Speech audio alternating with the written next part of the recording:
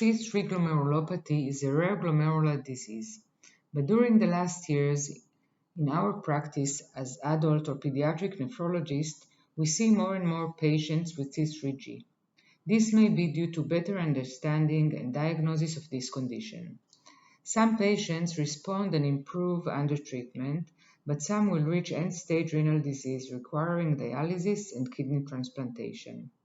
C3G can recur in the transplanted kidney, and recurrence may be treated, but the current treatment success rate is still limited. Disease recurrence rate and outcomes in C3G patients who presented during childhood or adolescence is still unknown.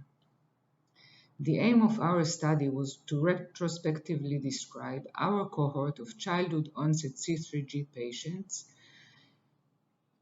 including treatment modalities and outcomes. As you can see in the table, we had 5 patients with C3G who underwent kidney transplantation. In 4, disease recurrence was noted. The only patient who did not have recurrence of C3G was a patient formerly diagnosed with focal segmental glomerulosclerosis. After transplantation, she had recurrence of her FSGS but not of C3G.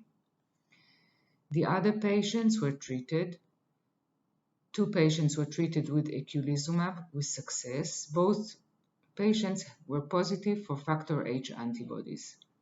1 patient who was positive for C3 nephritic factor and C5 nephritic factor had a devastating recurrence of disease. She deteriorated under treatment with high-dose MMF, corticosteroids, and eculizumab, and she's back on dialysis.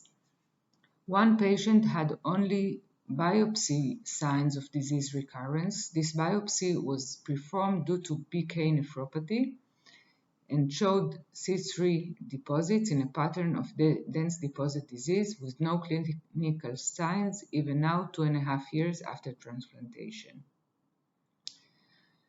Our conclusions are that disease recurrence rate may be higher than described in the literature.